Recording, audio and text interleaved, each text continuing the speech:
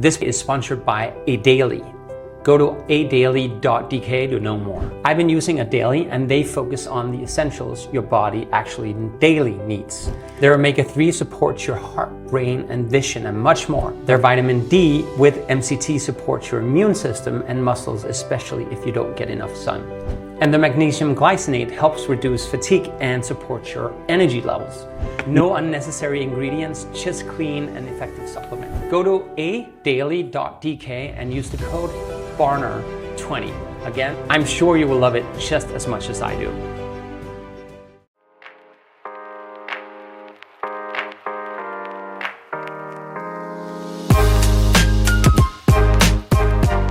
Welcome to Passionate Mark Podcast.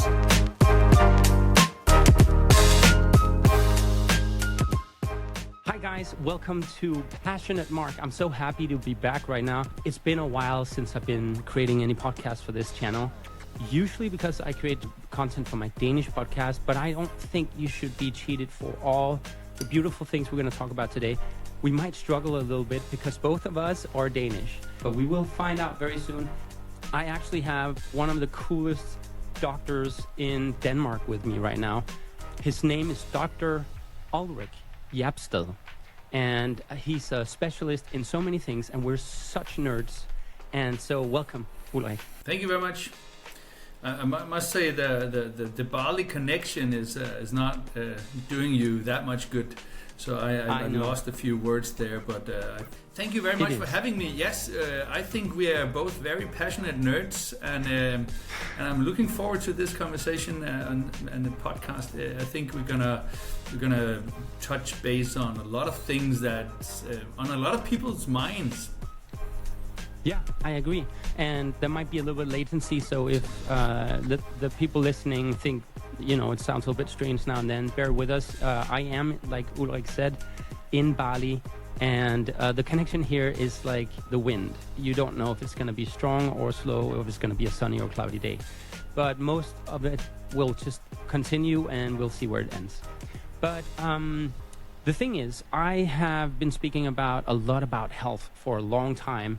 And my whole Instagram, Mark Barner, is all about becoming healthier and living your best life. And the way that I see the world is very often body, mind, and soul.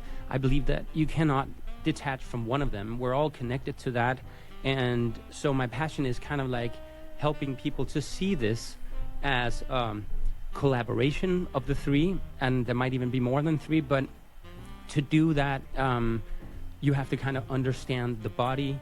And that's why I thought it was so amazing having Ulrik on the... I'm going to pronounce his name in Danish, but it is Ulrik. But, Ulrik, you know so much about so many things as I do. And I hear you're passionate. I actually heard you in another conversation on another podcast, I believe. And you were talking about all the things that I talk about. And I was like, yay. So guys, one of the reasons I thought Ulrik, which is, the Danish pronunciation of his name, but Ulrik, the reason I thought was so interesting because I saw him on another podcast talking about all the same things that I'm passionate about. And then of course I had to go follow him. And he actually also wrote to me something, I think, and then I wrote back in Danish and he was like, oh my God, you're also Danish. And because my content is always in English, we thought we'd do this in English today. So Ulrik, please tell me, how did you, you're a doctor, because I'm a son of a doctor, I have a family full of doctors, my girlfriend is a doctor. Not all of them agree with a lot of things that I think, and also the things that you talk about. So please tell me, can you just, an introduction of what's your background, why are you such a nerd like me? Okay. So this is going to be a longer talk here. So, good. But let's break it down to...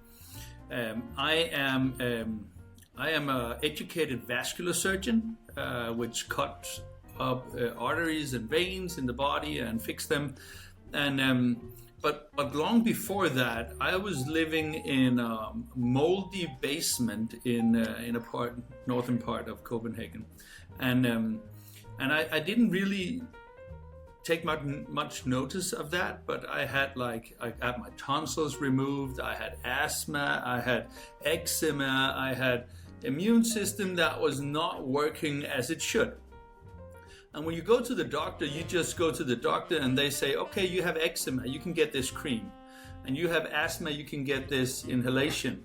And you have a headache, you should take aspirin. And it's like, so they don't look at the whole picture. They don't want to know why you have these issues in a young age. And they just treat you with medicine. And that's all good and fun at that point, because I didn't know better. Then I went to Thailand in, I think it was 2000 or 99, before the tsunami. And I was diving with an instructor called Heinz Müller. And he was a huge German guy, had a big pit bull on his shoulder. And then we go for a night dive. And everybody say, if you go to Thailand, don't eat from the street kitchens. It's like, don't do that. But of course, me as a young 7 or 18-year-old going on a night dive with Hans Müller, and he was like, do you want some chicken feet? I'm like, hell no. I'm not touching that with a 10-feet pole.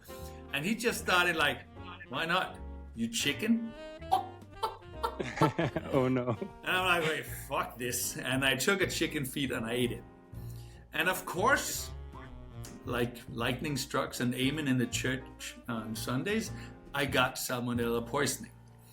And that happened like 2 days later. I got really, really sick. And so sick that I couldn't go back with my family. My dad and I stayed at the hospital in Krabi. This was in PB Island, so we were moved. It was like the worst boat trip ever, having things going in and out from north and south of me, and I was laying in the bottom of this boat, and I just wanted my life to pass quickly here.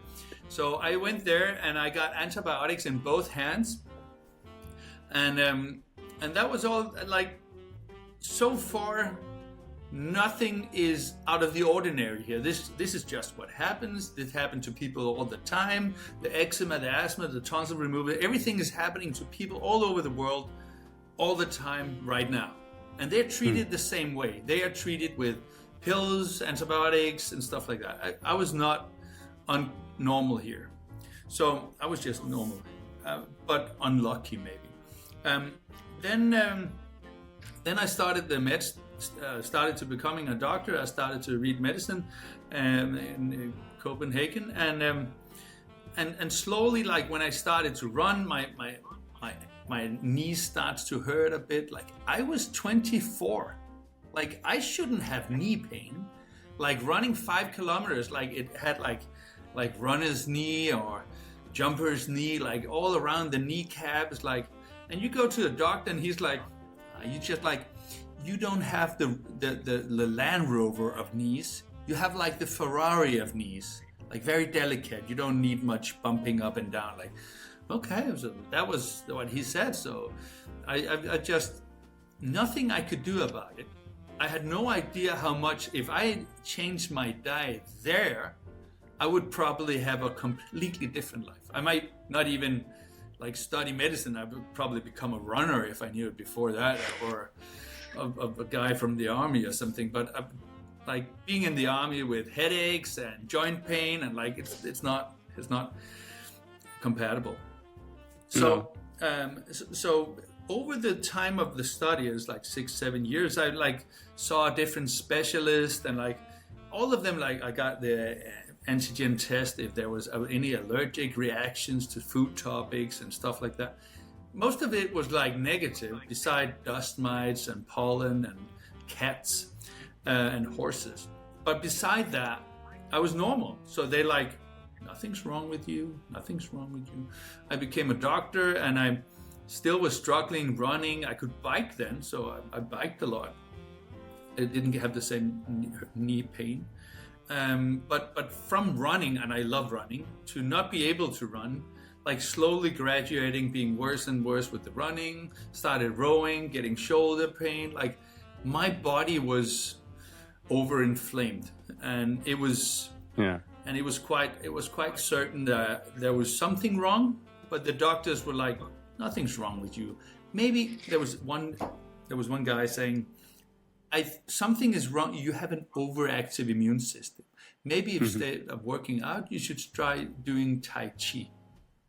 So like it, and that sounds all fun and games, but it's not like when you want to like, if you want to run fast and lift heavy weights, you don't want to start doing Tai Chi. Maybe in my age, Tai Chi, it's too slow. Maybe in my age, Tai Chi is better. But it's just like nothing really happened. All the doctor says nothing's wrong with you. Blood sample is fine. X-rays are fine. MRs are fine. There was some bone bruising in my knees, but like nothing really. Then I got on some really heavy medicine in 2011, like methotrexate, which lowers the immune system. And that was like the first time in 10 years that I could actually work out and do stuff without having joint pain, but only muscle pain, like it's supposed to be. And that was amazing. It sounds and then like an overactive amount of histamine or a combination with the histamine and inflammation to me when you speak about it. So what it is an overactive amount of cytokines, and cytokines is not specific to one organ. It's in the bloodstream, and then when you use the joint, it just the cytokines are the one that promotes inflammation. So you have tumor necrosis factor alpha, IL. They all called most of them is called I-alpha, interleukin. Interleukin 6 is also inflammatory. So you can measure some of those nowadays, but you couldn't do that back then. Wow. So when you then have an overactive immune system with a ton of cytokines, then you also activate the mast cells, and then you have the mast cell activation syndrome, MCAS, which is also a promoter of irritation, inflammation, and stuff like that. So it is cytokines that is as a response to an imbalance in the gut, probably. Seems the internet on my end dropped out, but I'll hang on. It's very nerdy stuff. So you really want to hang on to the internet at this point. So. Did you hear everything I said, or should I go back? Yeah, I heard everything. You just dropped out. What is the last thing you hear? A few seconds. Yeah. But the last thing I heard was that you talked about the cytokines and how something made those worse. I think that's how far I heard. When it comes, in my opinion and my experience in the clinic, seeing more than 5,000 clients and doing stool tests and mold tests and organic acids tests and testing a lot of them at around half or 1/3, I have a huge insight in like how many people that's actually in an imbalance. Is it a parasitic overgrowth, a fungal overgrowth, a bacteria overgrowth, or is it food intolerances? And I don't think we are born with food intolerances. I think we develop food intolerances after. There's few food intolerances. Like if you have a huge eczema as 6 months old, maybe there's something with milk products, I would say. But beside that, we mostly not born with food intolerances. We grow our microbiome until we're like 6 years old, and that determines what we can eat and not eat.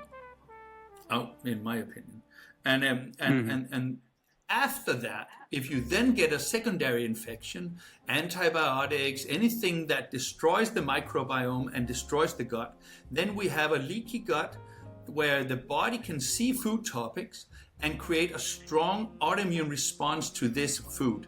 And then most normal or most common one is grains. So especially gluten is a very small lectin that irritates tons.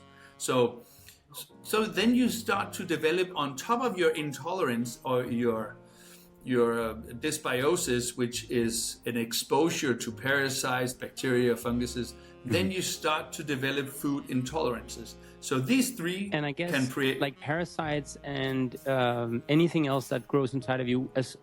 And I really want to put a statement on this. What Ulrich just said was that if you take antibiotics just once or especially more than once, you will lower your microbiome. And what I understand from what he's saying is that that's a big part of your immune system. And when that's lowered, then you actually are more likely to get sick after being treated with antibiotics. Most doctors don't talk about this. Most doctors don't even, one thing I really was studying at some point, researching, is that a lot of people suffer from PTSD, stress, depression, can even be schizophrenia, other diseases, just because they were, within 2 years' time, this is a study that's been made, they were taking antibiotics. And if you don't try to get your microbiome back from that, you can get very, very sick. And it feels like it's nothing to do with your stomach, but in fact, it is to do with your stomach a lot of the time. So I love that you're saying this. This is something I wish more people knew, that the microbiome is really important. And also stating that what you just said is that grains and other, can we say processed, highly or mildly processed foods, or like the culture that we have about eating bread. Processed food is really bad for you. So let's and processed foods is horrible. It gives you cancer and every other things. And it's like within the last year, we're like, hey, maybe we should eat less processed foods. Like maybe you could have figured that out yourself. Like 20 years ago, just don't do it. But when it comes to all these normalized unhealthy foods, so we will kind of get stuck in this. When you go into the supermarket, you'll be like, well, it's a supermarket, they must have anything in here, it should be edible. But most of the time you look at the ingredients, you realize, if you just know a little bit, that most of it is not even food. And if it is food, it's a highly processed version of it. And so anything that's natural and beneficial to your body and your microbiome, which you're an expert in, kind of like does the opposite. It destroys your microbiome. And if you also then take antibiotics because you were sick, because you didn't eat the right food and you had inflammation in your body and you were living with mold, or you got toxins from another, I don't know, mold, what do you call it, mushrooms or fungus, fungi, I think. And all of these things are factors to lowering your immune system. And from what I hear you're sharing right now, and also what I try to push myself, what you eat either builds or destroys your immune system. What you eat either loves you or hates you. Either it feeds inflammation or decreases inflammation, and you have to find out what food topics that is. And that is not universal. So I have patients, I put them on an elimination diet and then I reintroduce stuff. And some people say, I get joint pain every time I eat an aubergine. Okay, fine. Oh. Then we know that's a trigger. That's a toxic trigger to that patient. But some people, hey, it's all milk products. Fine, don't do milk products. For some people, it's all grain products. For most people, it's sugar and grains. So that are the most common triggers to an autoimmune or inflammation process in the body. What I find, if I can just again interrupt you a little bit, I find your story so amazing because let's say around 90% of your story about that brought you to where you are now, except from the doctor part, because I was already born into that. I've experienced the exact same thing: mold, asthma, skin issues, knee pain, especially in my right knee. Nobody could figure it out. I was playing in the schoolyard and suddenly my knee couldn't hold me up anymore. It was just too much pain. And then I just had to sit for half an hour before I could walk again. And the only way I fix my knee is, of course, the diet, supplements, but also stinging nettle is something I really try to promote a lot. I sting my knee with the nettle, but I also drink it as a tea, and that really has helped me. So I just want to put that out there as well. Yeah. There's so many supplements and ways to go, and you have to figure out what works for you. Yeah. I get in my DMs, I get tons of questions like, hey Ulrich, how do you feel about this supplement? And how do you feel about that supplement? And it's very hard for me to know if it works or if it does not work, because it's very individual. So I normally just say, hey, try it out for a month and see how it goes. If you feel better, super, do it. If you don't feel better, maybe it's not worth the money. Yeah, that's one thing about that. I experienced myself with milk. Now I just recently started drinking milk again, but in small dosages. I try to understand the milk industry and that they pasteurize milk. When you pasteurize anything, you convert the bacteria into sugars, various kinds of sugars. And so you will make the milk more sugary, and the microbiome, well, the bacteria in the milk that could actually help your microbiome. The beneficial bacteria. The beneficial ones. They kill usually those. die around 4, they're killed through that process, and they usually die around 42, 47 degrees Celsius. And that means most of the milk, they don't have the beneficial bacteria that you need for a healthy gut. So I found out I could actually drink this, but in any country in Europe, it's illegal to sell that in the supermarket. What you could do, you could go to a farm that actually have, we call it in Danish, stalddørsmælk, which is what you call barn door milk, but in America they call it raw milk. And that has actually helped me a little bit through Christmas. It also made me gain a lot of fat, which is around my belly, but that's usually because I was eating rice pudding for Christmas, because I've never had that for 20 years or so, because I'm milk intolerant and for me it's not the lactose, it's the milk protein. So I can't even have protein shakes and such, which is also a highly processed thing. It is, and it's full of unhealthy sweeteners and stuff like that, but true, most of them. I would say when it comes to raw milk, it contains a lot of things to fatten up the calf. So it's very easy to gain weight when you drink raw milk.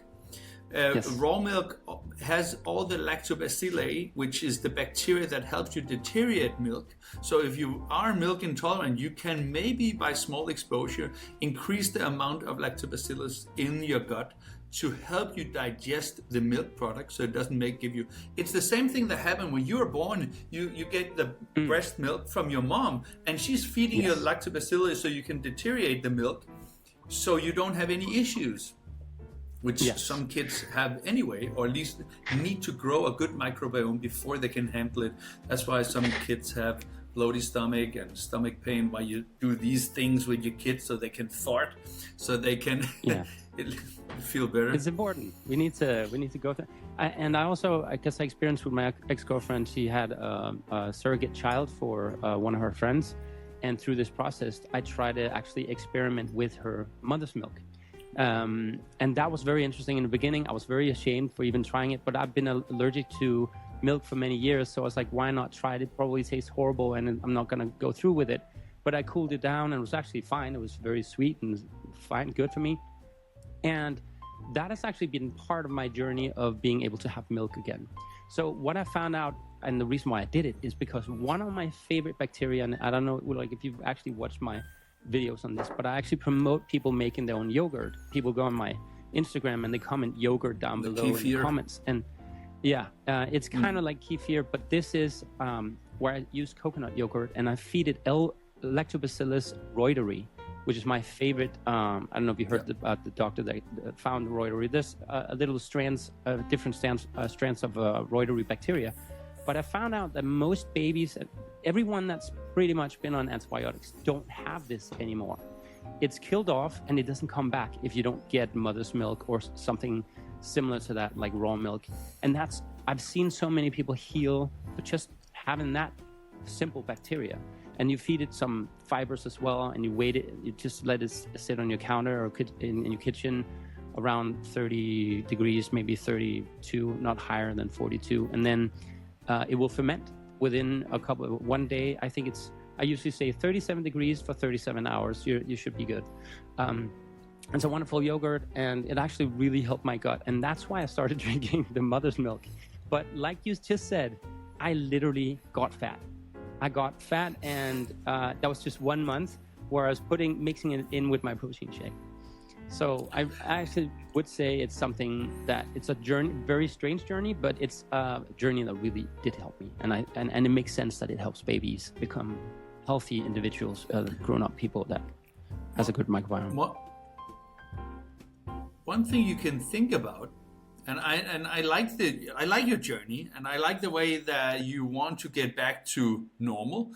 But you could also just eliminate milk products from your diet. Like that would also be a way to see about it, because we are as humans. Yeah, as humans, we are the only one that ingest milk products after the fetal state. So it is like, but I would say it makes your life easier if you don't get a strong reaction to milk. So I understand your journey. But I would not, if I was the listener here and I knew that I was reacting strongly to milk and got joint pain and loose stools and stuff like that, I would probably go very, very slow about it when you have your immune system lowered, which means you have no joint pain. Like you fix your joint pain first, and then you slowly start to experiment with raw milk, or you take a probiotic with Lactobacillus reuteri. Like it's, you can go away but different. But I would definitely not start to experiment with these things before you have a body that is working very well. Otherwise, the chances of a strong reaction would be high. I totally agree. Because basically that's what I've been doing for years also. I stayed away from milk for around, I think it was 20-something, when I found out that this could, every time I didn't drink milk, I felt better. And that was very strange. But with milk, when I drank milk or got anything with milk products, which is like pretty much like 80% of Danish food somehow ends up having milk products in it, even if it doesn't belong there. I don't know why the industry is so fucked up. Same with grains. Same with grains. Yeah. Same with grains. There's wheat, there's gluten in everything. Licorice, and they add some flour, they add some sugar, they add some milk in everything. Even though if you made it from scratch at home, you would never put any of these things in it, just because they trigger some centers in the brain that says, "Hey, I want this." Yeah, you get addicted to it. But I did stop for a long time, many years, and I got healthier with gym, fitness, with the food that I ate. I try to eat more basic foods.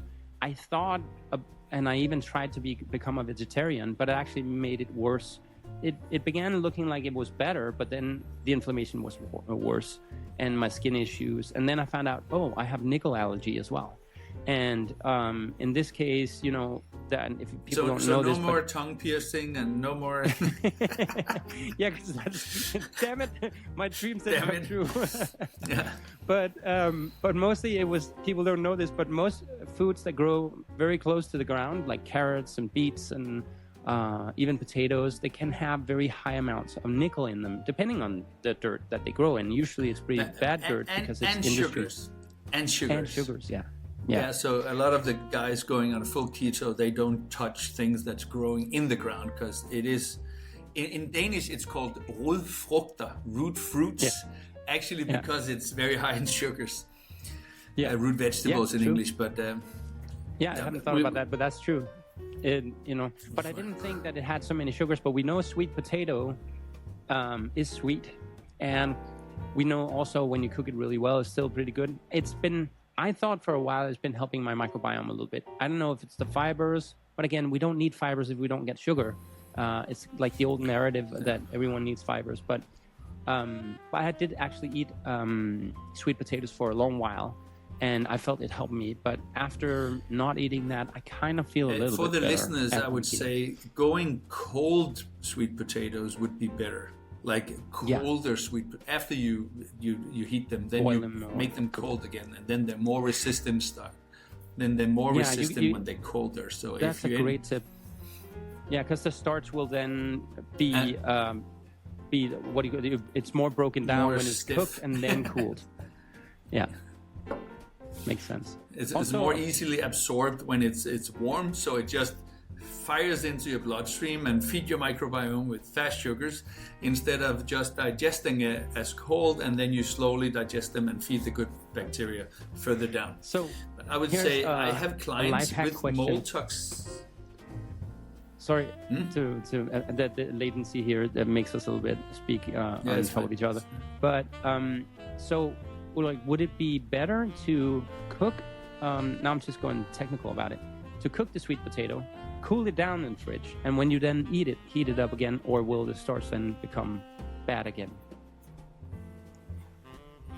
I think it still has less fast sugars if you reheat it, but I would just prefer it cold. Cool. If I have patient with mold toxicity that's not able to heal eating root veggies once a week in the oven. Oh, so wow. it just tells me that for some people's genetics, activity status, and exposure, it can be really hard to heal mold toxicity with just a little bit of starches from a good source. So I would probably take the root vegetables out until you feel great, and then I would reintroduce them. And also depending on the activity status, because if you're a professional runner or something, maybe you can eat more starches than if you're working at a computer all day for 10 hours. Like, then maybe not so much.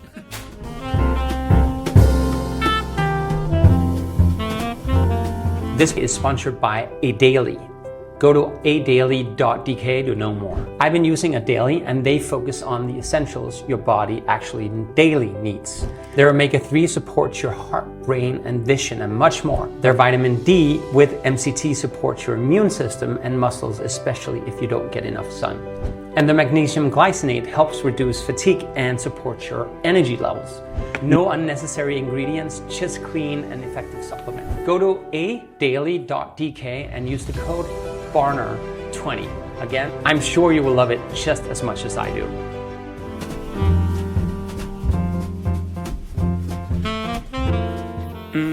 I was looking up researching one of the most unhealthy things you can ever eat in anything, and it's pretty much in all processed foods when you really look into it.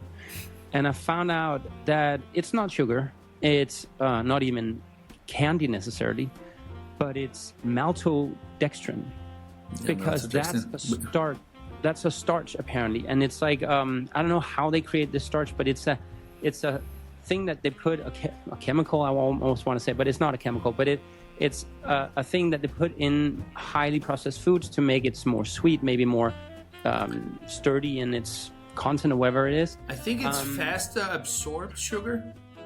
So it's right. Like it's spiking something in the brain that makes it more addictive, and it's just it's not good. No, yeah, and apparently it leads to heart attacks, and which like most very serious illnesses do, but it leads to a lot of inflammation in the body, in the veins. And when your job is to cut up veins, by the way, you must have seen a lot of arteries. Yeah, you must have seen a lot of like clotting happening in people that tend to have these types of diets. Yeah. I've been opening arteries where you can't even get the scissor in because it's just made of, feels like bone, but it's calcifications. It's insane. Oh, like you have to take a bigger scissor to open it up because the normal small scissor will break.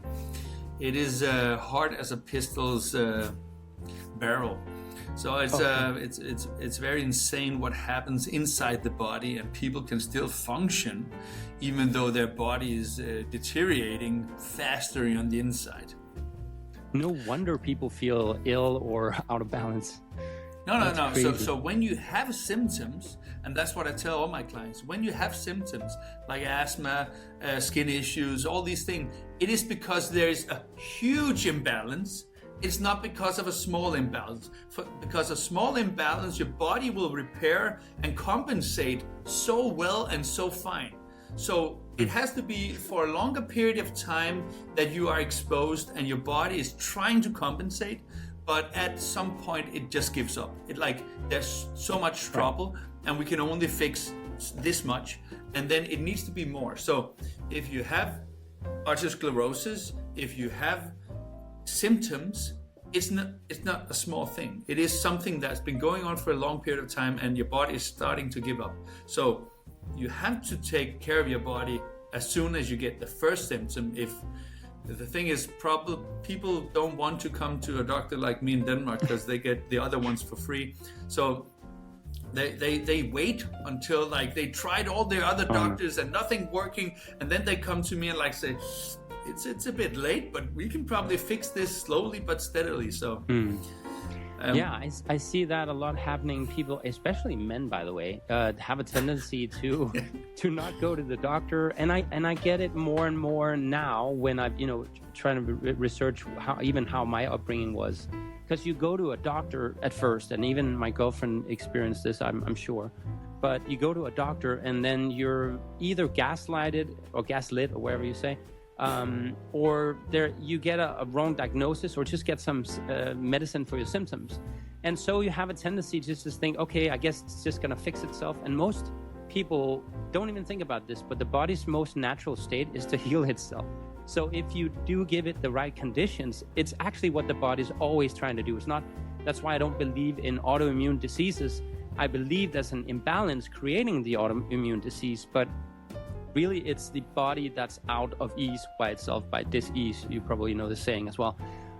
So for me, I think it's so important to speak about what you're doing. And most doctors, maybe people don't end up at your office because there are other doctors just saying, no, that's nothing. Just take these pills and get on with it. And then you'll see them, maybe 5 or 3, if they're good, 3 years down the line or 5 years down the line or something like that, before they actually end up in your office. And that I find is so sad. And that's, part of the Danish system that doesn't really function that well in a socialist society, because people have this blind trust in, if I get to go to the free doctor, and like I said, my girlfriend works at the emergency room. That's also free. But a lot of the time you'll meet doctors that doesn't question the narrative like you have, and from what I hear, it's because of your journey to becoming a doctor was so not normal compared to what other people do, or at least not typical. But most people that I know became doctors because they want to help someone, or it's a high pay, or they're nerds like we are. But it could be many reasons, but I just really find it fascinating that what I call is awakened. You actually are able to speak critically about what's going on, both in the system. If you follow Ulrich on his own Danish profile, it's in Danish most of the time, but you will get a lot of great information as well, by the way. But we'll share your Instagram in the end. But I mean, Ulrich, your journey is amazing. I will do more English posts also, and I'm starting to, in my podcast, to record in English also with foreign people. Nice. And that will create reels in English to try to help people. Exactly. So as you just said, I become a doctor to help people, and if by cutting up in surgery and fixing things that I know could have been prevented with the right exercise and diet and lifestyle, like you don't even have to do surgery. So it just feels silly. And when you have clients that have atherosclerosis, every organ is affected. It's like they have lung issues, they have liver issues, they have heart issues, they have everything, because the vascular system is all over. They have brain issues, and they don't want to change the diet, and especially not when the healthcare system say, oh, you need whole grains, and look at the hospital food. You'll start crying like it's a diabetic department. Why are they serving oatmeals and potato moss? Like, what's going on? Yeah, for 30 years we've had the food pyramid that's just been upside down, and everyone believed it. 70 years, right? It's like from the 1950s. Right? Yeah. That's crazy. And it's said to eat more grains than meat and everything. And ever since I turned my diet into keto, which is like mostly 80-90% meat, the rest could sometimes be dates or avocado or fats. I know dates are probably not the best, and I heard you talk about this in the podcast, but actually it's been part of my healing journey, but I'll tell you about that in a little bit. And for me, it's to stop all the blood sugars from spiking too much. Like when I really wanted candy, what I found out is just eat 1 or 2 dates, and I didn't feel like eating candy at all, or grains and everything. So I used it as a hack. Dates has a higher glycemic index than sugar, like wine gums. So it spikes your blood sugar even more. But there's some fiber in it that's good compared to classical wine Yeah, gummies. and the fiber should balance more of the glycemic index, meaning the blood sugar that is spiked should be spiked slower over time because of the fibers in the dates. That's actually why I started, because I didn't really like dates to begin with. Now it's been part of my arsenal of things that I use, but I usually use it if someone really is struggling with their sugar addiction or like eating grains or processed foods. I say, go get some dates. It's not the best thing. Don't overeat it like with anything else. But when you do feel like it, you take that one, and you don't want to eat a lot of them. At least I don't. And from the people that I'm around, usually they don't. But I just found out, I bought like, I don't know, 6 kilo of dates on a sale, like organic ones, really good ones. But the problem was, my girlfriend thought that was an amazing idea. She loves that. She's still not into the keto diet, but she started eating some of those dates, and every evening she would be scratching her arms, and we found out she has allergy for those things. And my strategy is, of course, yeah, exactly. Nuts and dates in combination makes it even worse. So, and this goes to show, my journey of eating tomato, which I don't have a direct allergy to, but if I eat tomato and then eat any other food that has a little, even avocados, I'm not allergic to avocados. It does have a high nickel in content. I don't react to it currently, but if I eat tomato and I eat avocados on the same day or within days from each other, I will get really strong allergies. So it's a catalyst because it's part of the, what you call it, like a natskygefamilien, the nightshade family of so tomatoes is really high in histamines and really high in lectins. And the reason why it's red is because they don't want to get eaten. Yeah. The same with chilies. It's like, says stop. We still have to eat it. So yeah. And there was some to some of the things you said prior. I just want to say, you said everything. If you go into the supermarket, look at the ingredients list. The best thing to eat is things without an ingredients list. And if you can't pronounce the things on the ingredients list, don't eat it.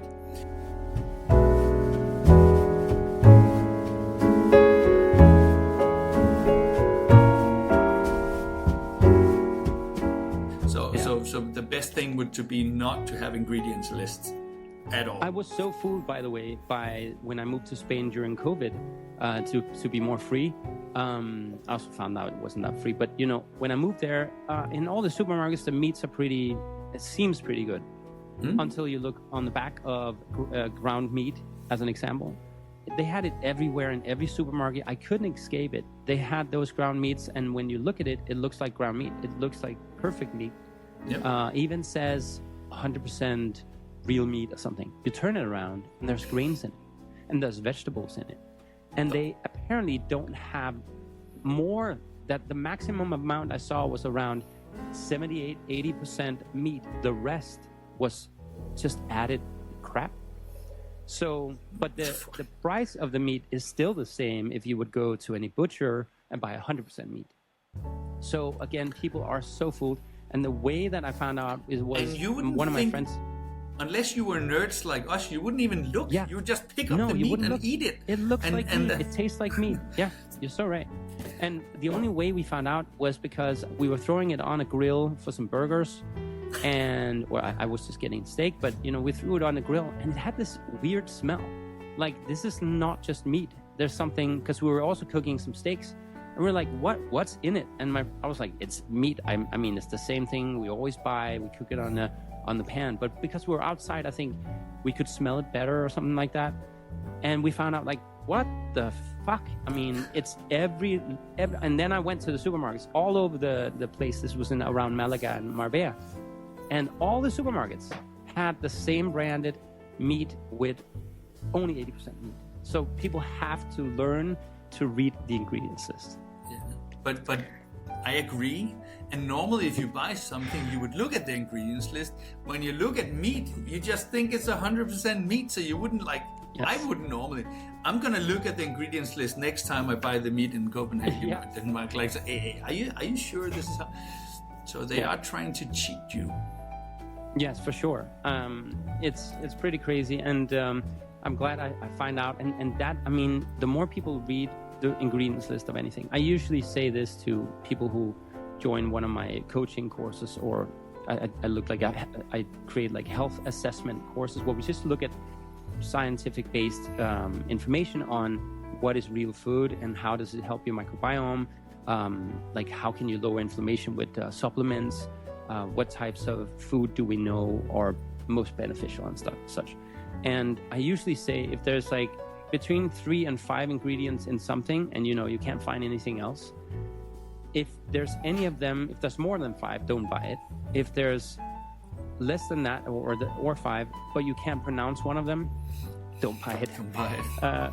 Yeah. So I think it's really important for the first step to be healthy in any aspect is to really understand that we don't find healthy foods in the supermarket. We have to learn which ones are, and it's probably only around 20% of the supermarket that has actual food, I think, if that's even the right number.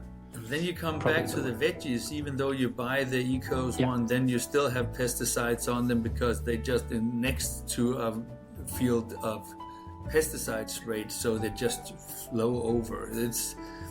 There's so many things that we have no control over, even though we're doing well. And I have patients that comes in and they're exercising, they're sleeping well, they have a good mental health, and they're eating good food, but they're just very unlucky. If it's genetics, if it's exposure. So even though they're eating better than 99% of the Danish population, they're not getting better and better. Because they just have some coffee, maybe they just have some almonds, and maybe which have mycotoxins, or they have the metal things in the teeth, they're in mold exposure. So it's. Yeah, I actually saw that when some countries, when they ship their coffee, it can take weeks or months even, sometimes when they ship coffee from Indonesia to European countries. It sometimes takes so long, and if they haven't packaged it proper, then when it gets there, it gets like a mold test. But if it has too high mold, America just sends it, and Europe just sends it to other countries. So it's not even destroyed. We're just passing on the mold coffee to other countries. And that's the corrupted food industry. Yeah. So you don't actually know, depending on where you buy your coffee or almonds or anything else, if you don't know where it's from and you can't, mold is so extremely tiny that you can't measure it. My nose is pretty sensitive towards it, especially here in Bali, because everywhere I live, it's very humid. So every time I book a hotel, I would go in, turn on the air condition, and try to see if I can smell mold, because I got so sick from living with mold. I even went to a really famous boarding school in Denmark, famous for negative and positive things. It's called Havsholm. And I went there and I lived next to a wall that was, I would say maybe 60% of it was mold. But you couldn't see it because they repainted it every year. And the only reason for that is they didn't dig a sewer on the other side of the wall for when there was rainfall. So it's just literally just going into the wall. And the only way we found out is that someone pushed the wall and it kind of gave a little bit away. And then a handyman came along with this long screwdriver and he could just go like into the wall. No resistance. Like it was a miracle that it was even standing still. So everyone living very close to me, by the way, one of my friends was Pilu Asbæk, which is a famous actor as well. He was living on the right side of me, and one of my old friends, Ivan, was living on the other side. All of us got a little bit sick. I think Pilu was probably better off, but most of the other people down that hall, they all got sick with something, asthma or skin issues, or, couldn't sleep at night, or anxiousness, or we just had random bullshit diseases all over the place. And that's why I try to tell people, stay away from mold. Don't even live one day with mold if you can escape it.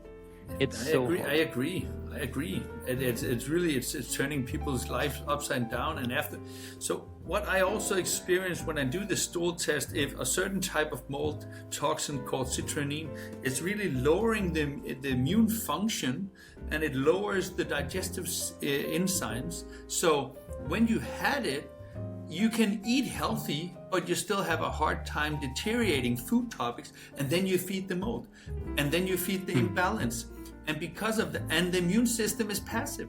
So citrulline is normally making a reaction on the stool test, making it even harder to get rid of it afterwards because it have deteriorated the body's function. And I also know that in neuroinflammation, mycotoxin makes is irritating some of the toxicity pathways. So the detoxification pathways in the brain gets deteriorated by the mycotoxins, which is why when you have neuroinflammation, like inflammation in the brain and the neurological diseases, it is hard unless you stop feeding the mold and start a binder or something to detox your gut and your body, and stop exposure for F's sake. Yeah. Like, even I have some clients, they're so sensitive. They probably had mold for 30 years in the body. Even though they live in a moldy home, they fix everything. They're so dry that no mold can live there. Even the residues and the small dead mold can trigger the immune system. Mm-hmm. So it's like, it is a horrible thing, especially if you have bad genetics for detoxification processes. Yeah, move out of that place, for sure. As soon as possible. And Bali is a very humid place, so it's very hard to get there. Yeah, so, I've escaped some hotels where I was like, it doesn't smell like mold. And then during the night, I'll be like, oh no. Oh, it smells a little bit mold. I'm like, okay, I'll sleep on it. And next day, I feel fine. I'm like, okay, so it wasn't that bad, but I probably shouldn't sleep there again. 2 days after, headaches, feeling off, brain rot, just not feeling myself. And this can go on for a week. And that's just one night with mold. And so for sure. But you're saying, but I guess you are sensitive, and I am sensitive to mold, so we will have stronger reactions. And I have clients that basically function as a mold dog. People like, you want to visit my new apartment? Please come and verify it. Yeah. But do you have in your strategy, like, do you yourself have an experience that how do you react to mold? Like, do you feel it at first? Because that's why I think I was sleeping with mold the other day, because I suddenly got throat infection, and I also got my tonsils removed because of mold and what's it called, Epstein-Barr virus, a combination of those two. A couple of years I had Epstein-Barr virus, and it just wouldn't go away. And even the doctor said, you can't get it twice, but apparently I got it twice. It's not possible to get it twice. Oh, you got it. Same people said with coronavirus, you cannot get it twice. But okay, maybe now people had it 3 or 4 times. But any virus wants to mutate to survive. Yeah, exactly. But you haven't. How do you react? And doing well. I'm doing well. If you put me into a moldy home, I don't think I would have that strong reaction. I would have some lung irritation and some coughing, but I don't get much headaches, and I don't get so what you inherit mostly is the way the immune system reacts. So if you have an autoimmune condition in your thyroid, your dad has one, the chances if you get triggers in your immune system, you will have the same thing. If it's dad have joint pain, you get joint pain. Like a lot of the symptoms that you get, you inherit the way the immune system overreacts. And that does not mean it's genetic and you cannot get rid of it. It means that your immune system is just going haywire, and it does what you're inherited to do. So if it's joint pain, my dad has joint pain, mom has joint pain, I had joint pain. So my issue, if I do the wrong things, I get joint pain. Like, that is the first thing. And then afterward, it deteriorates my mood and stuff like that. But it's small coughing, joint pain is my symptoms if I get into a moldy environment. But joint pain mostly if I eat wrong. Right, makes sense. Also, you eat wrong, and then it creates inflammation in your body, maybe over time, depending on how much you eat wrong and how often. And then slowly that turns into inflammation that's get more stuck in the body. I think that's why stinging nettle for me helps. I sting my knee, blood flow then goes to my knee. And I actually found out this from the old monks in an old monastery called Esrum. In Denmark, and there was like a story of the monks using the herbs to even, burn themselves. If they had back pain, they will whip themselves with stinging nettle. And I was like, I wonder if that would work on my knee, because I've never tried that, and it just sounded so stupid. And And I did it, and it worked. But in combination, of course, of me doing all the other things with supplements and eating right and making sure to lower my immune response by, doing good things for myself. Or trying to eat right. It is insanely hard, even for me, experimenting with my own body for 20 years or so and fasting from 2008. It is very hard to know what is the right diet for you. Yeah. And if you feel like 5 years ago this is the right diet, then 5 years later you might be like, that was not the right diet. So it is. Yes. It is moving up and down, and for your ideas of what is the right diet. Like even me as a huge nerd, I have no idea what is the right diet for all people, but I have some good ideas to find out what works, what does not work. Yeah, it's kind of like a trial and error, I guess.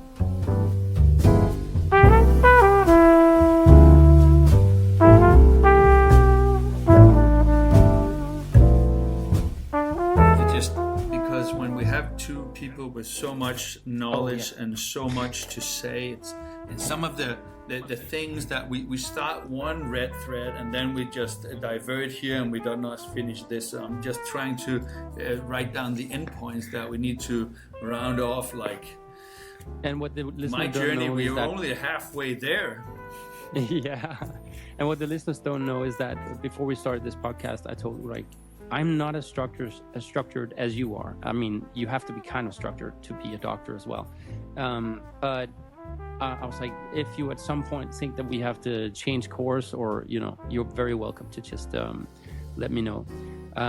So it totally makes sense that you would just keep up with the things that we're talking about. I kind of also lost the thing that I was just talking about. Yeah, we are talking about a lot of things here, and we're touching base on a lot of things. The last thing we talked about was a lot about mold and what is the right diet and what is the wrong diet. I would say when it comes to mold, the more ketogenic you can go, the better. And you need to still have you need to make sure you have your macros. And when I mean macros, I mean amino acids. We have 8 essential amino acids. We have 2 essential fatty acids. And we don't have essential carbohydrates or essential fibers, but fibers can be really good for you and beneficial to increase the gut microbiome and bind toxins. So there is a lot of people going on a carnivore diet nowadays, and it is, I would say, working. And all the studies shows it working because you eliminate all bullshit unless you buy your meat in Spain. So then I would say carnivore diet can be a really good way to eliminate things, but I would try to incorporate some non-lectin veggies later on, cruciferous vegetables.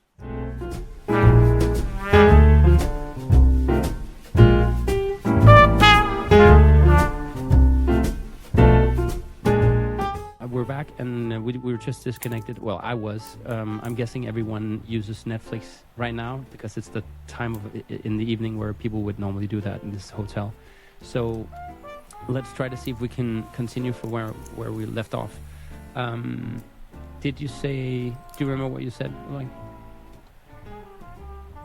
I don't know how much it recorded, but I said if you have mold, the more ketogenic diet you can go on, the better.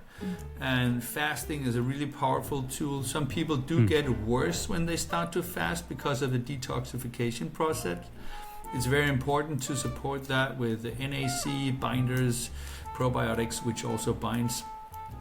And then it's very important that you get your macros, which is 8 essential amino acids, 2 essential fatty acids, and there is no essential carbohydrates and there is no essential fiber, but fiber is good for binding toxins and feeding the good microbiomes, which is why I encourage people to eat some non-lectin veggies to see if they can help not detox too fast.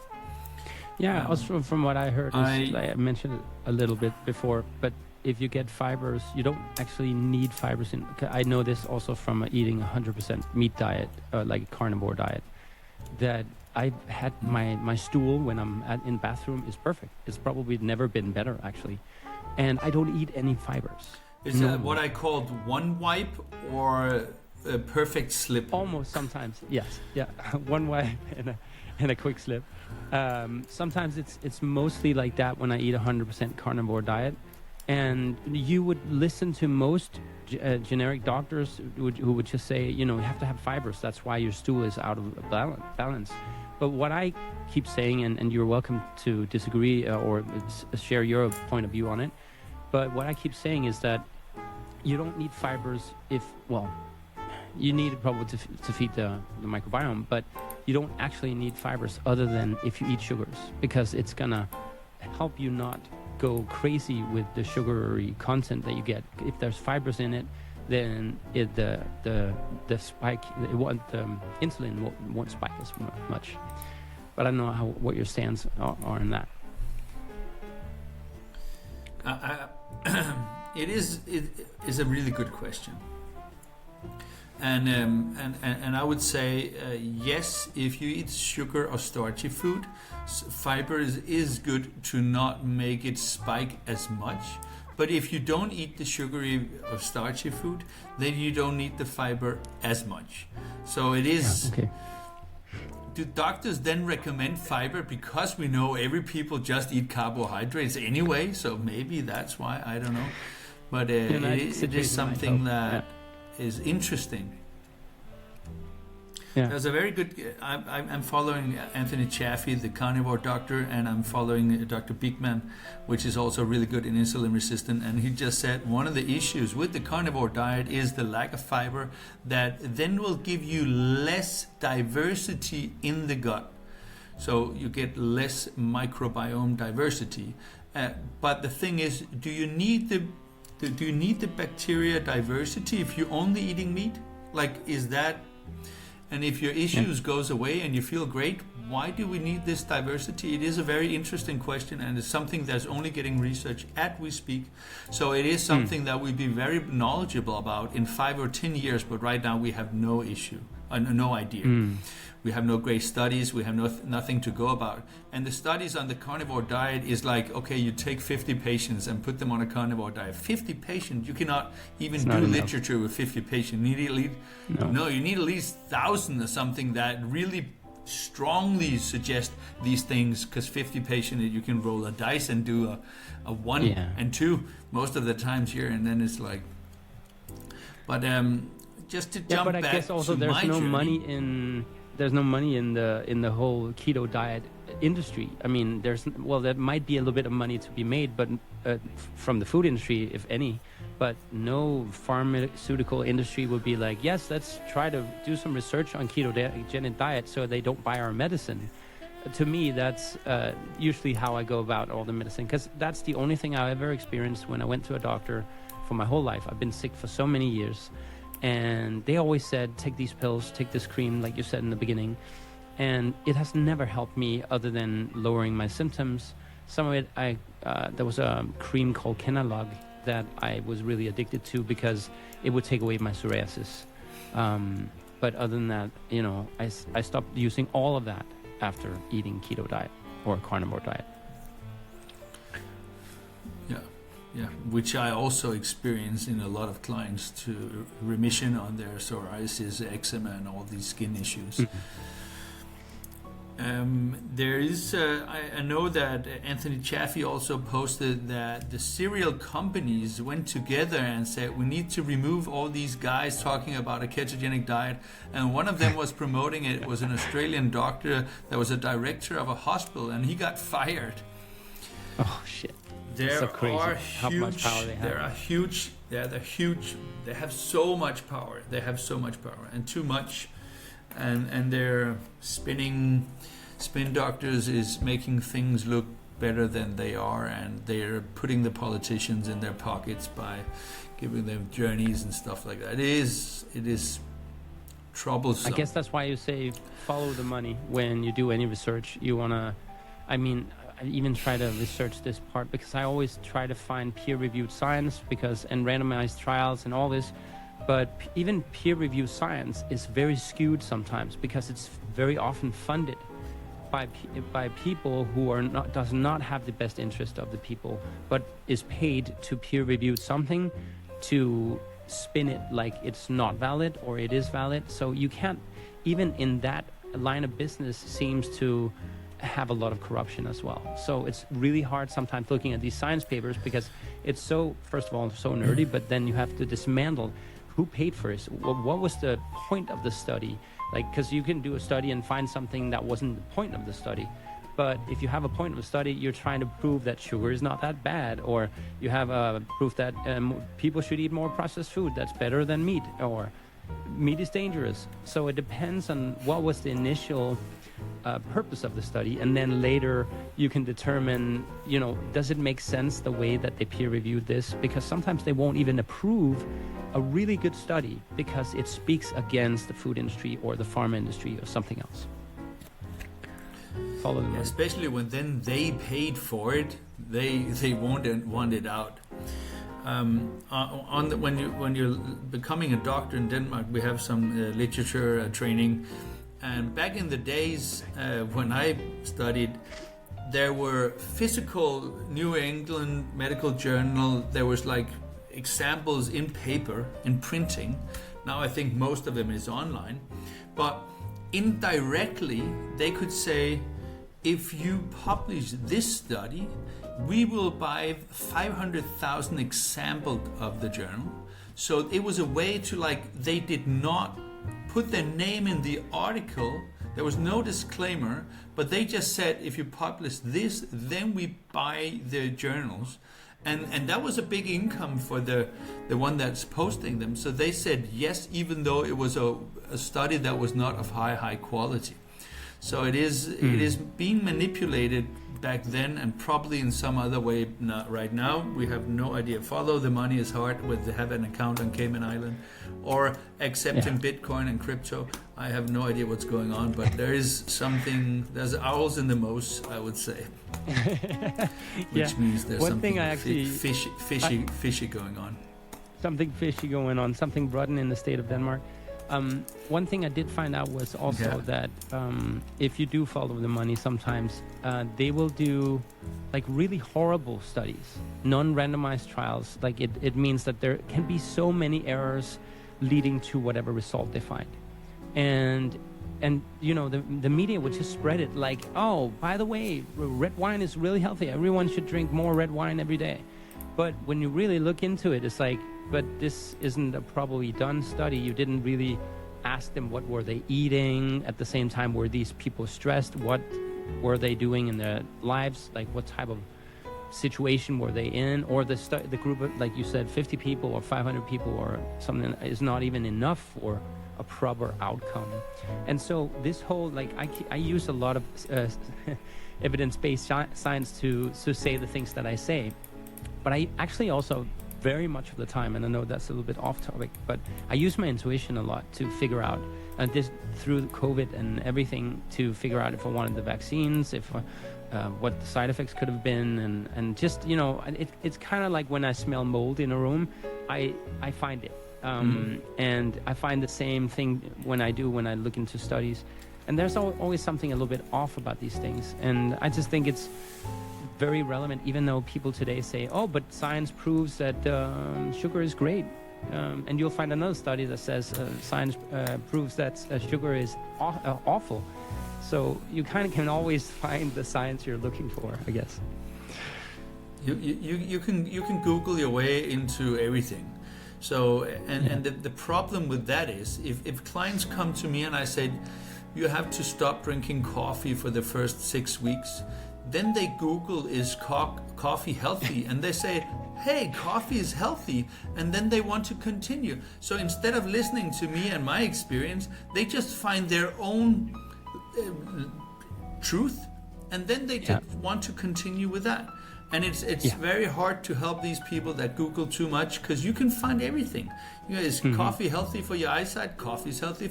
Is coffee unhealthy? Coffee's unhealthy. Like it is possible to find everything, and it's also the way that the industry is working. Like if there was a great study, perfect randomized control trial, everything, then and it says stop eating oats, for instance. And then the industry will publish a study in the Indian Journal of Endocrinology and say, start eating oats. So, and then people Google it and find both options, and then they like oats, so they continue oats. Yes, it exactly. It is very hard to help people. And I want to say on that Mark, note, I want to... No, go ahead. Go ahead. I can wait. No, because I want to jump back in time. So you finish here, and then I jump. Note, just to say, I didn't actually want to just go carnivore, like, because you can find a study, anything that says, you know, this might work or this might work. I didn't want to go 100% meat. I didn't want to change my diet. Everything was very comfortable for me before. Being sick, I was so used to being sick that I just knew that I could have a little bit of cake now and then. And, you know, I would get sick, but, you know, it could be worth it and such. So I just want to say to the listener, I didn't want to go down any of these paths. I just found out what worked. And what I find is amazing that Ulrich is already talking about these things already. And he's literally been studying it for his whole life. And now I just found the science that I trust in. And Ulrich has the science that I speak about as well. So I guess I am biased somewhat, but I didn't want to change my diet. So I just want to say that out there. You know, if you really want to get healthy, it's about making that big change and it's taking responsibility for your own health. It's not my business if you change your health, or Ulrich's business, or any doctor's business. You change your diet or the way you live or whatever you do in life because you want it, not because, you know, no change comes from you not taking responsibility. Yeah, that's it. And if you keep doing the things you do, you're not going to end up any different. No, exactly. Beautiful. So you have to try to change something and see if it makes you worse, do less of that. If it makes you better, do more of that. So you have to continue to experiment. That's why I like the word biohacking, because it's like N=1. And it's about, like, if you do something, do I feel more energetic or less energetic? Do I feel more inflamed or less inflamed? Okay, this works, do more of that. This does not work, do less of that. So keep experimenting is a very good.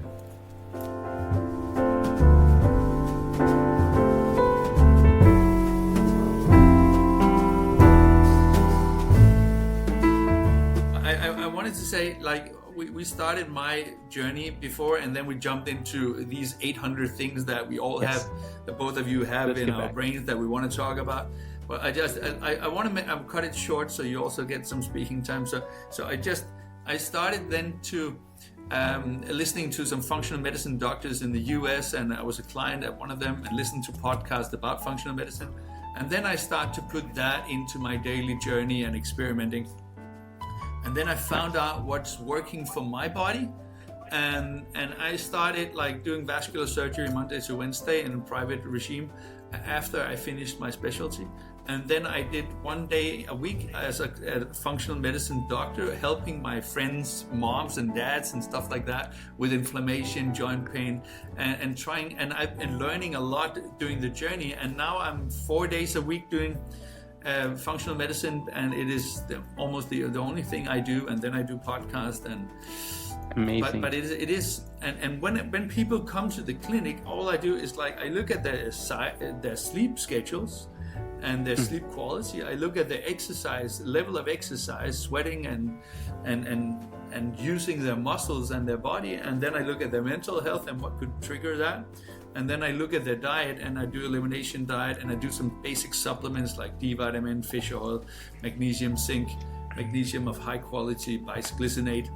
But it's like I do this, and then we try to work with it, or we do testing where we can see, and I've seen so many tests of the same type, so I can see, okay, this is something that's been going on for 20 years, this is something that's been going on for 10 years. So I have an idea. I think I lost you. Could you say something? Yeah, but you came. I can hear you again. So what last words, famous last words was? Yeah, they're probably recorded anyways, but I didn't hear from. That last thing I remember you helping family, but that you spoke on. Yeah. Exercise, mental health, your diet, supplements, fish oil, D vitamin, zinc, magnesium, right type of magnesium, and then we do the elimination diet, and then we do testing. We test for mold toxin, we do test for heavy metals, we do stool tests to see is this something that's been going on for 10 or 15 or 20 years. I can see that on the immune activity and the pancreas function normally. Like, you don't get your body destroyed overnight, and you don't fix your body overnight. It takes time to do all the right things, and then your body slowly repairs. And we have let's say you come to me with, you have a hormone imbalances as a guy, you cannot get it up, and you have skin issues, and you have asthma, and you have a headache. When we start to do all the right thing for your body, I cannot say to the body, oh, you have to fix the penis first. You have to fix this one first, and then the brain fog, and then we cannot do that. We're just giving the body the let's have this one, the erection as number one, but it's not working like that. It's mostly working with, it's just starting slowly to have the energy and the capacity to start to heal these imbalances, and then maybe the brain fog and the headache goes away, maybe the joint pain slowly goes away. Like the things are slowly moving the right direction. This is what I call a healing journey, and then I'm happy. If I can put people on a healing journey, I'm sure we can get all the way through, no symptoms, but we need to find what works, and that is very difficult to find out unless you do experimenting back and forth and talk to each other a few times. Most people I see 3 times. That's it. Also, to explain to your patients that on this journey, you're not going to get a result as a quick result. You have to experiment your way to there. That's kind of also the journey that I went on. So I guess you're saying something to the patients before you start a journey, that your process is that we're going to try and see what happens. My experience is actually people get way worse before they get better. Right. So if the more of a fungal and bacteria overgrowth you have in your body, so let's say the level of symptoms, the higher they are, instead of just having one symptom, slight brain fog, if you have joint pain, asthma, autoimmune conditions, Hashimoto's, like everything in once, then your body is in a huge imbalance. When we then start to do a ketogenic diet and stuff like eliminating some of the things, the die-off will be insane. It will be very, very, very, very detoxing, which is then very toxic to your body. So people with loose stools will get way looser stools. People with constipation will get way more constipation. People will get herpes 1 or herpes 2 will flare up because the immune system is under attack. So that is a very common thing to see with the first 6 or 7 weeks, is you will have a waving journey, like, oh, there's some good days, better than before, and then there are some days that's worse than before. And that is a normal part of a healing and a detoxing journey. But the plan is to get on the other side, where there are no symptoms and there are no detoxifications, unless you binge 2 bottles of red wine, then you probably will be detoxified again. How much of all of that do you experience that has a lot to do with histamine, the issues that they have? Of course, it all starts in the gut, but how much of it do you think? I can feel that you like histamine.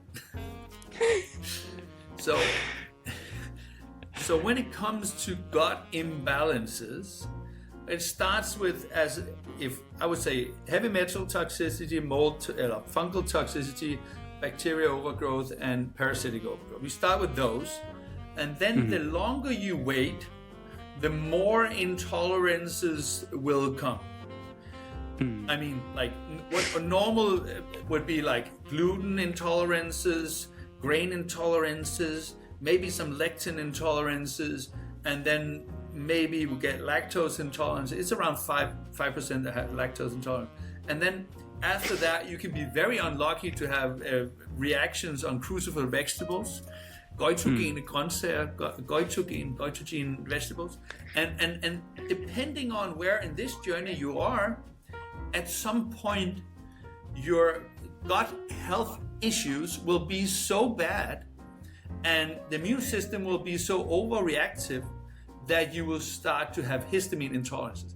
So it's not something that you can pinpoint. It starts here, it's very individual. And depending on the immune system and how it reacts and what kind of cytokines your body is reacting with. So some of the cytokines activate mast cells, which is then creating way more havoc if you get histamines. So it is. So Makes some sense. people, but right. what I don't focus much on histamines when I eliminate food topics. But if they say every time I eat shell food, every time I eat avocado, I'm getting food issues, then I would say, okay, we are looking maybe at some histamine issues. You can go with DAO inhibitors, or you can, but if I had to remove everything that could cause issues, people were drinking water, and that's it. Because you have oxalates also, which is in spinach and nuts and stuff like that. If I remove oxalates, histamines, there are no food topics left to eat. So I had to, when I did this reset diet that I put people on, I had to keep something in, otherwise it would be like nothing, eating a salad leaf and drinking a glass of water, and you don't get strong with that. Yeah, no success in that, yeah. So the people need, when they come to me, they need to learn to listen to their body.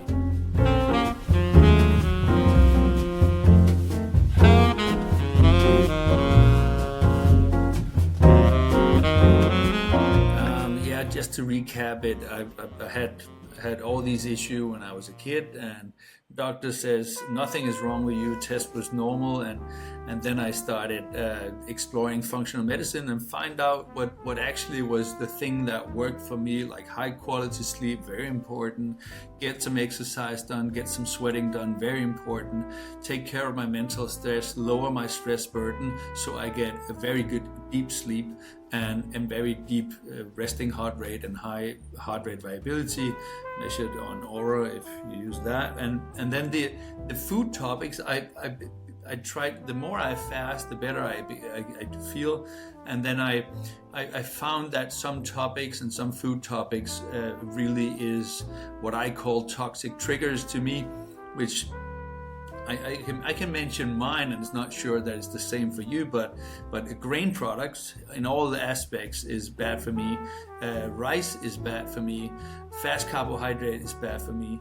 Aged cheese, like when it's very old and very moldy, then it just triggers me very badly. Then chili is very bad for me.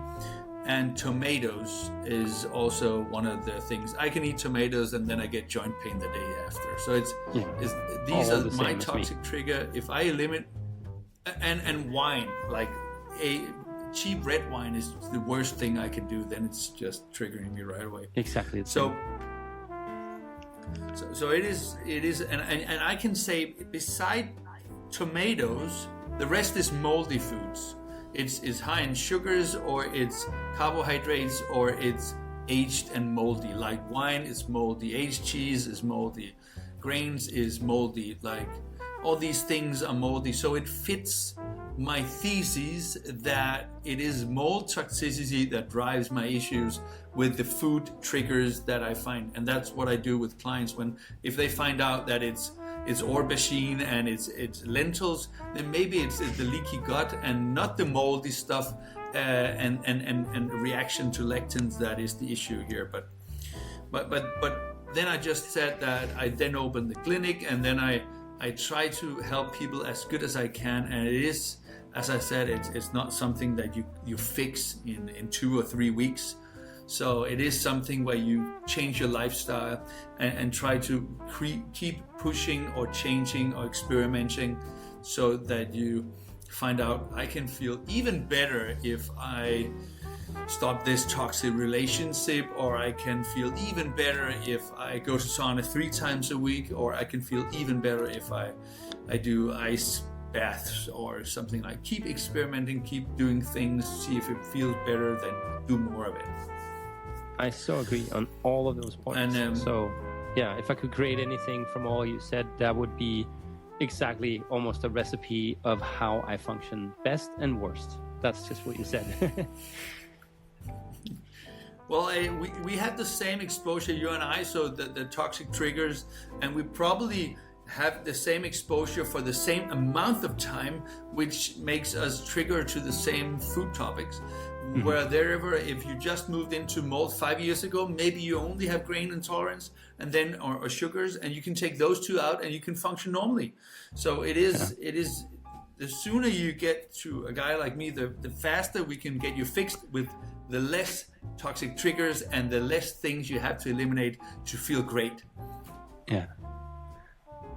Wow, that's I mean, that's a lot of great quality content here for anyone listening. I hope, even though the connection was on and off, I hope you got a lot of great tips out of this. I mean, I think for the people who think we've been all over the place and sometimes a little bit nerdy talk and words that you didn't understand, that's fine. We're going to do probably more podcasts every time the connection went bonkers here. We talked about after that we have so many other subjects we want to and topics we want to talk about. But like, I really want to just share with people 2 things, if you can do them shortly. What should someone do if they find themselves in a situation like us or like you or any of your clients? What could they do other than, you know, like, if they just want to do it themselves? And, you know, you're in Denmark right now, and, you know, I also do online coaching on these things as well. But, you know, what are people, and they're just stuck there, they don't have the money for it, or somehow they want some great advice. What would you do about the mold situation, as an example? Just to let you know, I also have online consultations, so distance is not an issue. But when it comes to mold, let's keep it very simple. Stop exposure is absolutely uno. It's number 1. So if you know you're exposed to mold, moving out of mold or getting that fixed or eliminated to a very small amount is absolute 1. The second point is, don't feed the fungus. So if you are digesting too many carbohydrates, aged cheese, stuff like that, which is not high carbohydrate, but it is moldy, then it's very hard to eliminate the mold from your body. So a ketogenic diet without the moldy things, like coffee is very moldy, nuts are very moldy, like grains are very moldy, and last thing here, mushrooms and chocolate is normally also moldy. Everything that lies in pipes. So addicted to chocolate and the magnesium in it. But yeah, unfortunately. Yes, but you can buy high quality magnesium, or I can send you a bottle, so you don't have to take all the chocolate, which can be moldy if it's poor quality. So that's the second part. Don't feed the fungus with starches and sugars, and remove the moldy foods as good as you can. Stop exposure. And the third one is to activate, to bind the toxins that you are producing. And depending on what kind of fungus and what kind of mycotoxin you are secreting, there is different binders. But probiotics is a really good binder. So I focus on this. Because when it comes to like 9 different mycotoxins, there's only 3 of them you can bind with activated charcoal, and the rest you can bind with probiotics. And I focus on the Saccharomyces boulardii, the fungus one, and the spore-based probiotics. Those 2 are good at binding and eliminating mycotoxins and making the environment for the fungus bad. So those are my 2 favorites. Then you can help your body with a GI detox, activated charcoal, chlorella, and other binders, etnolite clay, depending on the toxins. But I normally go with activated charcoal and a probiotic. That should bind most mycotoxins. And you're never only positive of one. If you're positive of one, there's probably going to be more if you do all the right stuff. Nice. And then we have glutathione on NAC, N-acetylcysteine, which is NAC is a precursor to glutathione. But either you go glutathione, which is very pricey, and you want it inside the cell. So maybe NAC is cheaper and better at making glutathione intracellular. So I normally recommend NAC to all my clients also. Nice. And all these things, you can overexpose your body. You can detox too fast. So when you start in a low dose, and then you slowly go up to not get I strong hear some people reaction. suffer from liver issues, sometimes doing the detoxing thing, because the liver is a big part of the detoxing process. So sometimes they supplement. I agree. With I would say the liver is the most important organ. So when it comes to issues, it is probably a bottleneck in the liver of the detoxing genes and pathways. That the more you can help the liver, the better your outcome will be. Yeah, that's amazing. Like, can you before we just quit the whole thing, you mentioned a few great things against mold. Is there any, like, let's imagine some people out there don't know if they were exposed to mold, or if they have some vaccine injuries, which is one of the podcasts we're going to do about as well, or they have some other health issues. There may be diabetes or gut issues, or brain fog. Is there any 3 tips you would say to anyone that is listening would be a great, like, let's just keep it 3 tips, which was your idea, 3 tips that can start the healing journey? It doesn't have to be the detoxification of mold.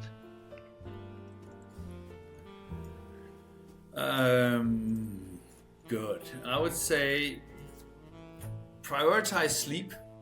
Sleep more. Like, you detox when you sleep. So having 6 to 7 hours in the bed might not be enough.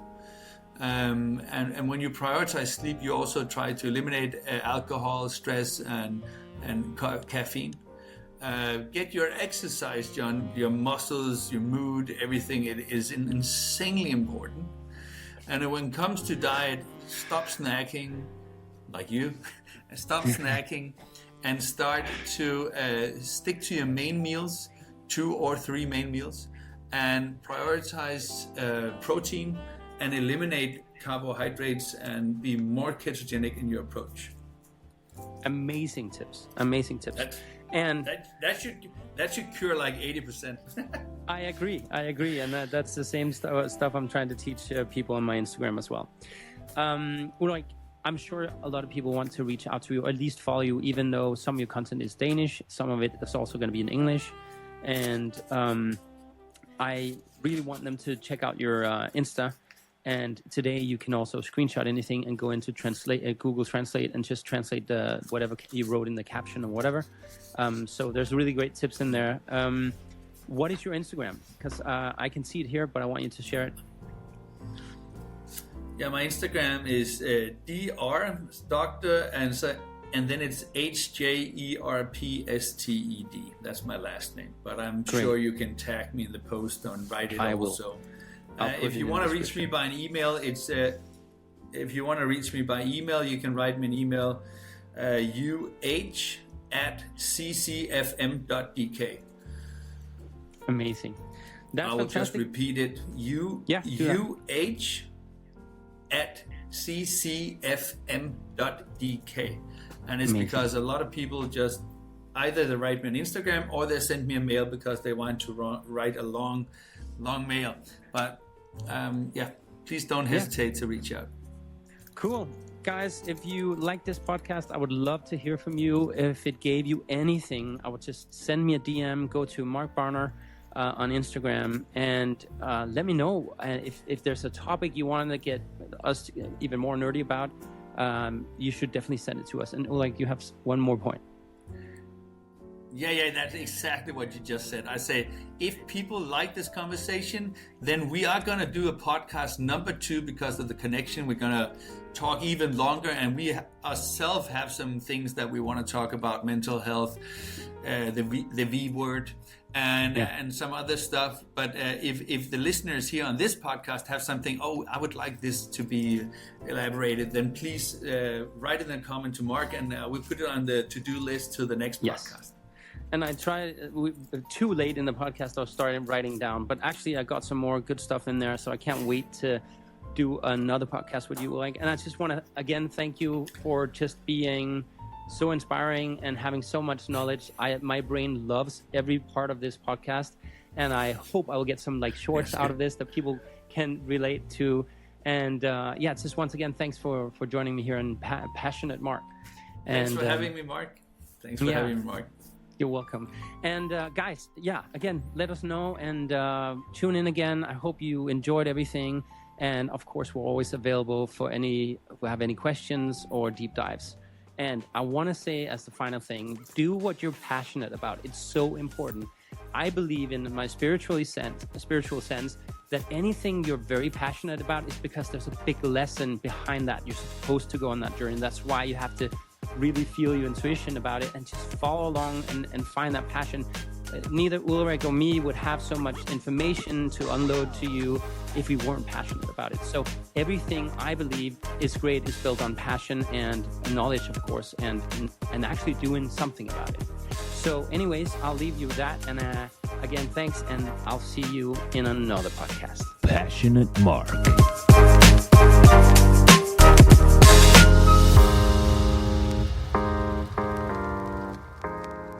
You just listened to my podcast. I just want to say, if you feel like sponsoring some of my content here on the podcast, or even on my Instagram where I have over 100,000 followers, let me know. You just reach out to me through my website or through my Instagram.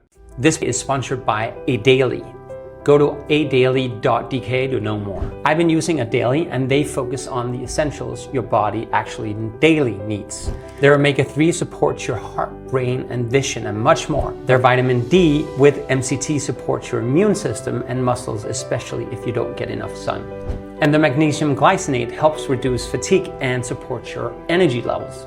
No unnecessary ingredients, just clean and effective supplement. Go to adaily.dk and use the code BARNER20. Again, I'm sure you will love it just as much as I do.